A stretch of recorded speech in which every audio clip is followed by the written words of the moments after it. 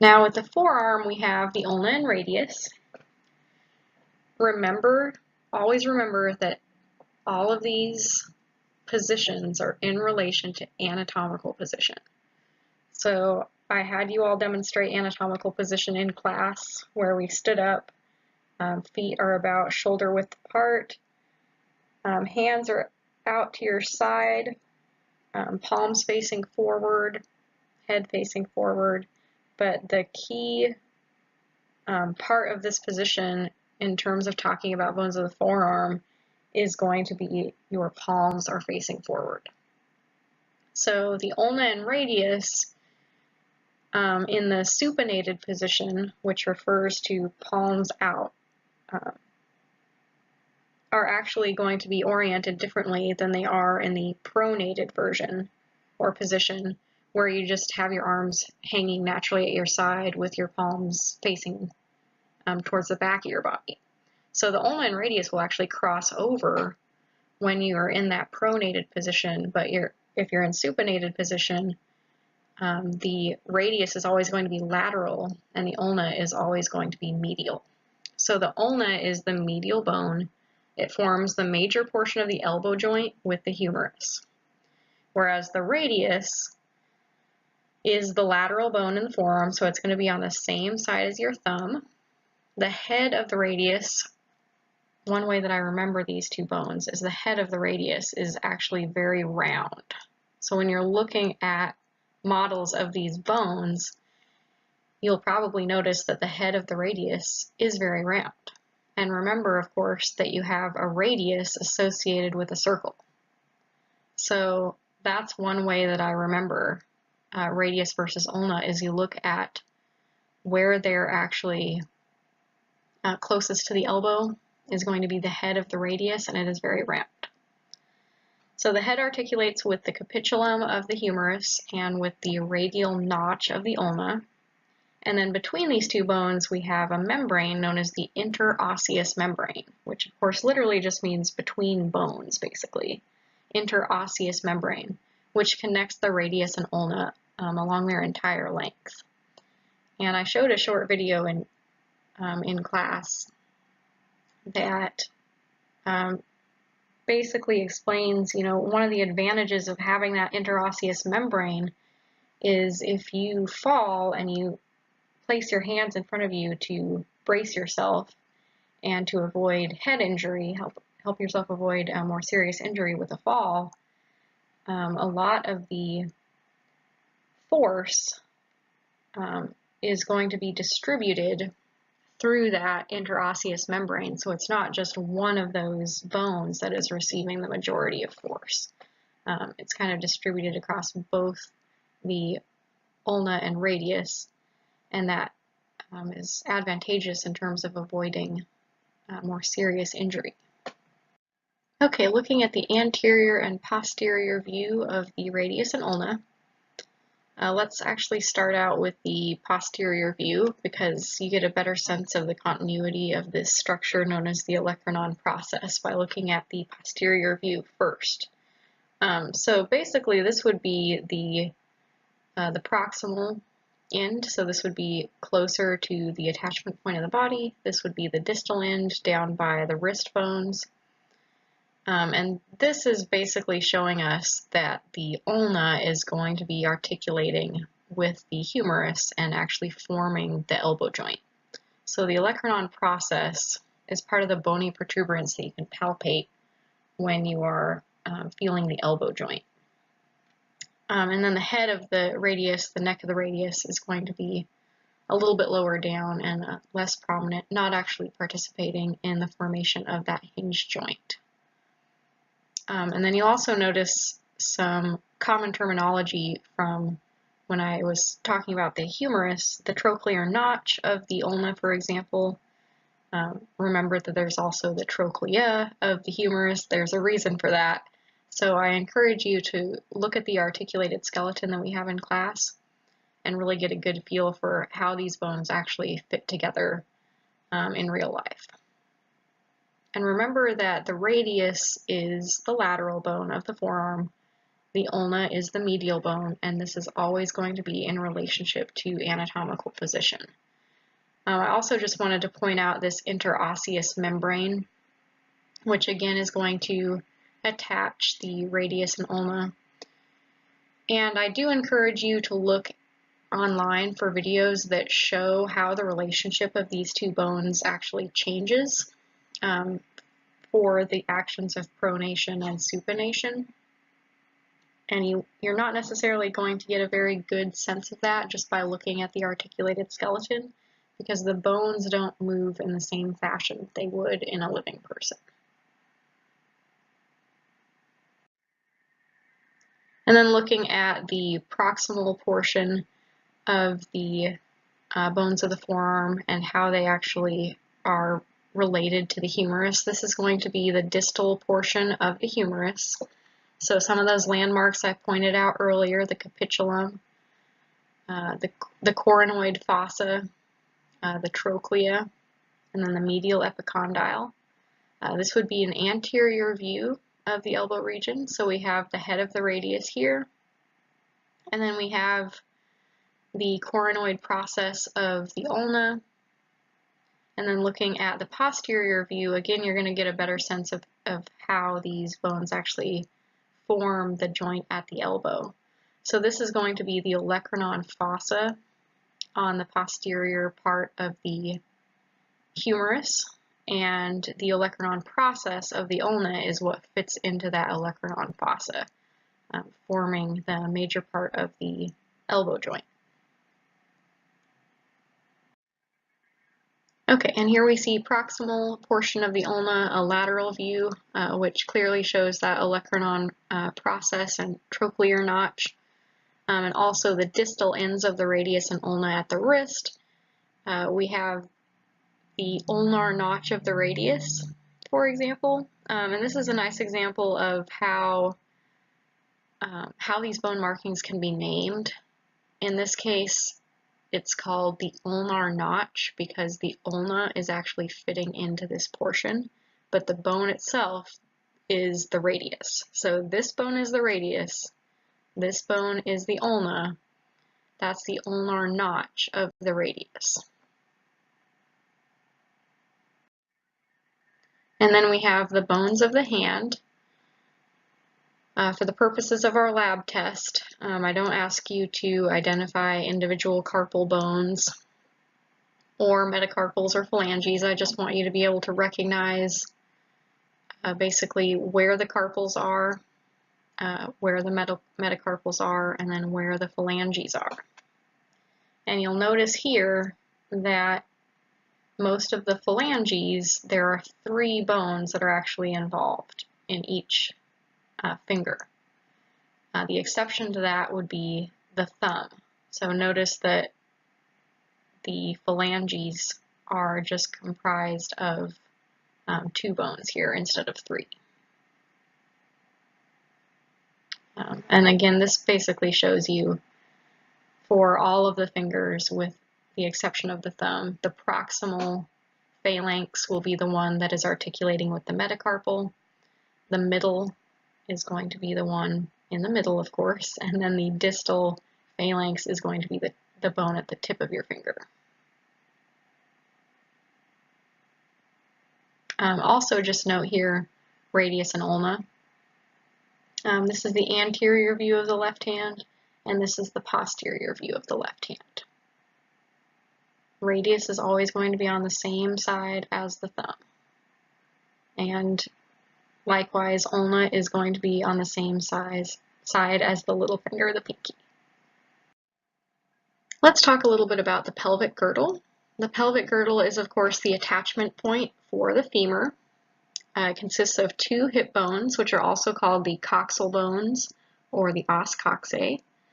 They attach the lower limbs to the axial skeleton with strong ligaments. They transmit the weight of the upper body to the lower limbs, and they also support pelvic organs. Each hip bone consists of 3 fused bones, the ilium, the ischium, and the pubis.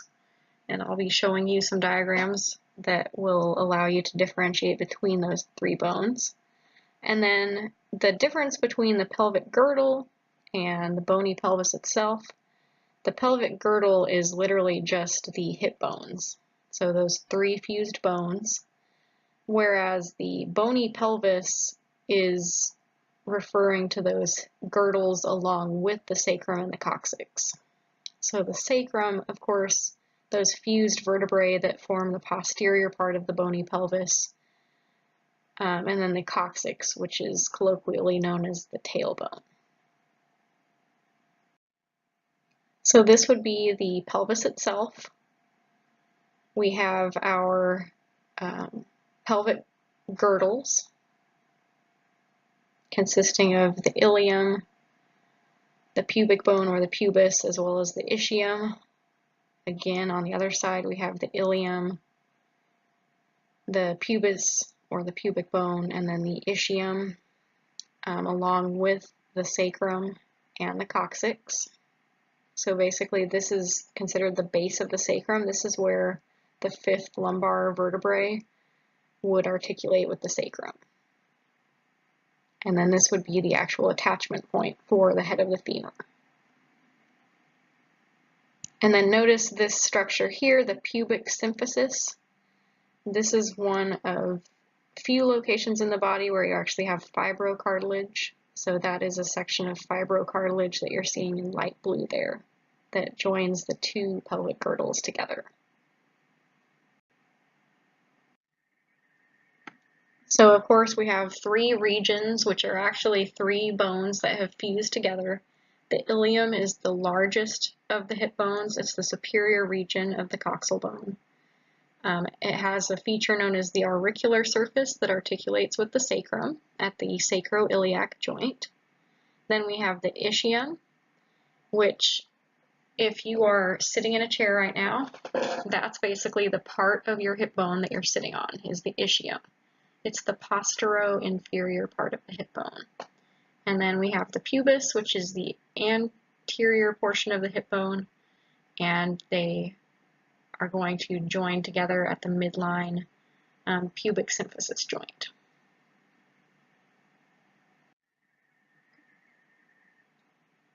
So the ilium here, this would be the iliac crest. The portion where the head of the femur fits in is known as the acetabulum. Also notice that in this region is where you see the fusion of all 3 bones coming together. So this would be the ischium in purple here, and then the pubis, also known as the pubic bone. This would be the anterior part of the pelvic girdle. And again, basically there's one point here where all 3 of these bones are in this very small area. They're just fused together right there.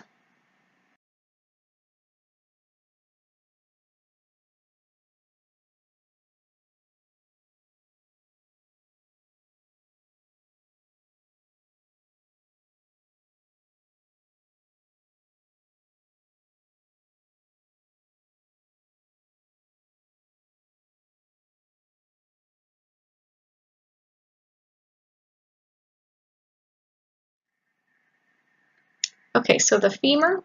The femur is the largest and strongest bone in the body.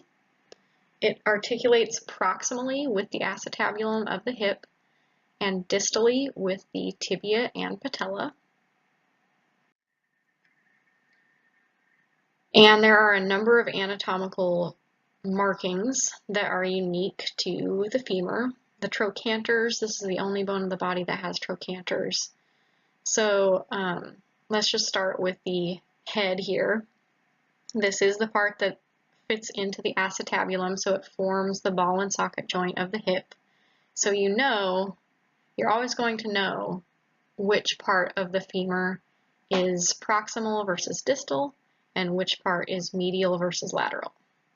So the proximal portion is always going to contain the head of the femur and the trochanters, and that same area is going to indicate that that's the medial part of this bone, because this is where you actually have attachment of your leg to your hip.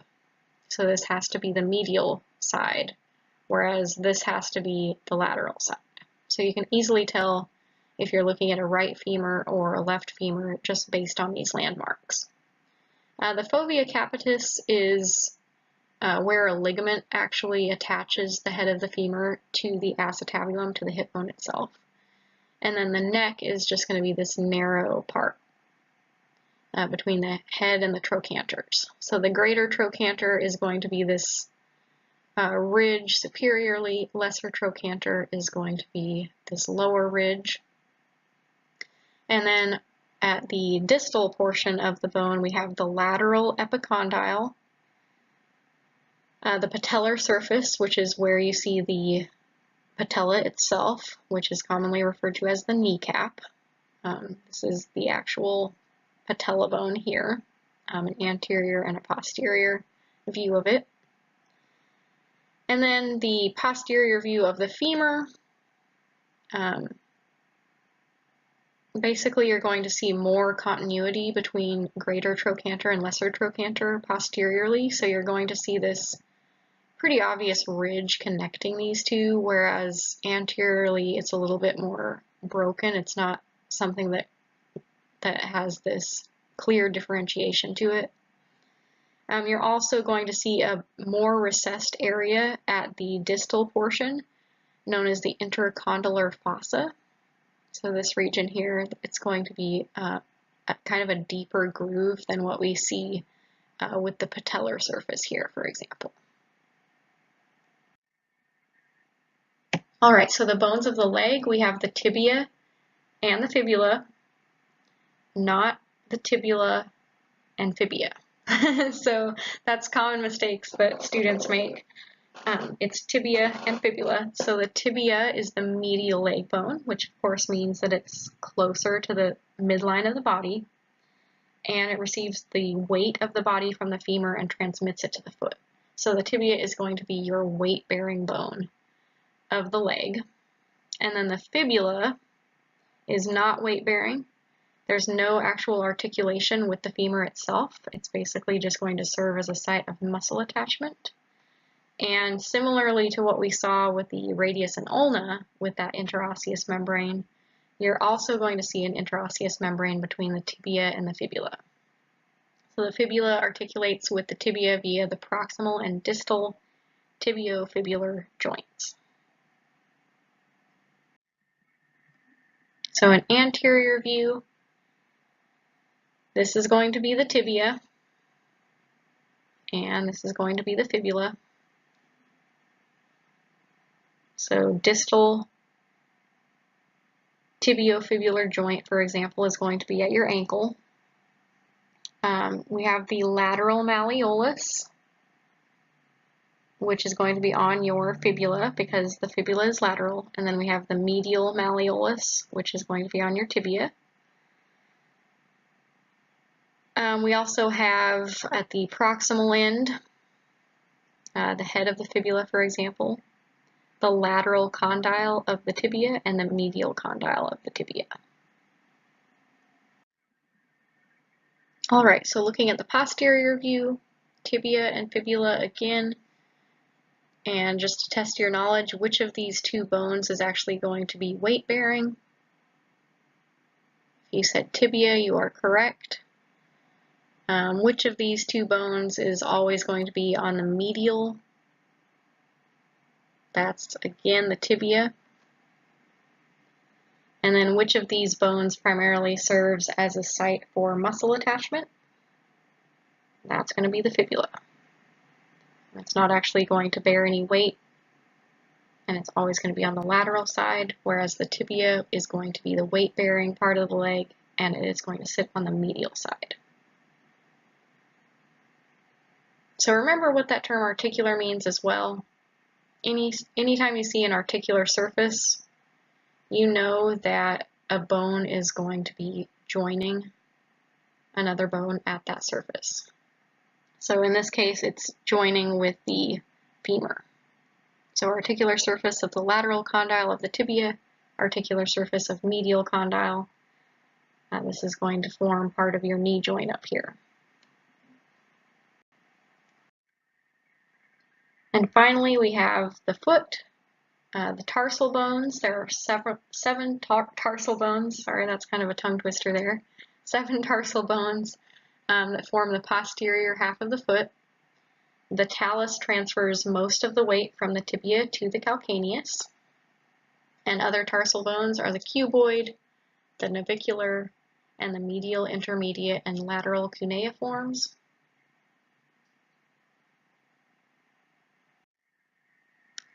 And then we have the metatarsals and phalanges. 5 metatarsal bones, just numbered 1 to 5. And the enlarged head of metatarsal number 1 forms what's known as the ball of the foot. And then we have the phalanges, again, same terminology as what we saw in the hand, with a singular being known as a phalanx. So the 14 bones of the toes, each digit, with the exception of the hallux or the big toe, has 3 phalanges. The big toe just has 2. So the hallux has no middle phalanx. So I will be asking you to know the tarsal bones specifically. Otherwise, just be able to distinguish metatarsals and phalanges from one another.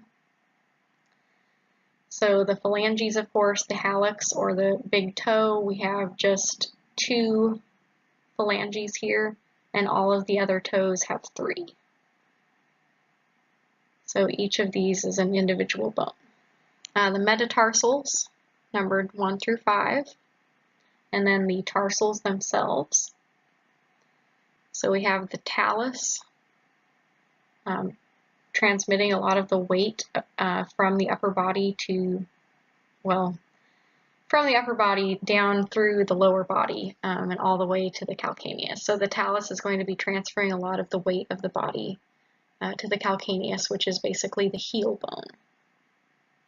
So this whole structure here is the talus. This is just one bone, but when you look at this bone model, you'll see that it's quite irregularly shaped. This portion of the bone is actually a little bit higher up, and this will be an articular surface right here. So it's going to be kind of a smooth surface there. So calcaneus, quite an extensive bone as well. So basically this is the bone of the heel. Then we have the cuboid on the lateral side, the lateral cuneiform, the intermediate or middle cuneiform, and then the medial cuneiform, which is of course on the medial side of the body, so same side as the big toe. And then this bone here is going to be the navicular.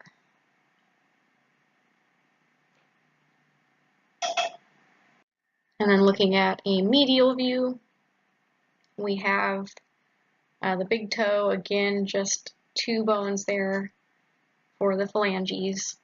The first metatarsal, the medial cuneiform, the navicular, the talus, which gives you a better idea of the fact that we do have this portion that is a little bit higher up on the foot than the rest of the bone. So this whole structure is going to be the talus bone. Then we have the calcaneus, and the lowest part, the most inferior part, is known as the calcaneal tuberosity. Okay, so that wraps up Chapter 8. As always, please let me know if you have any questions.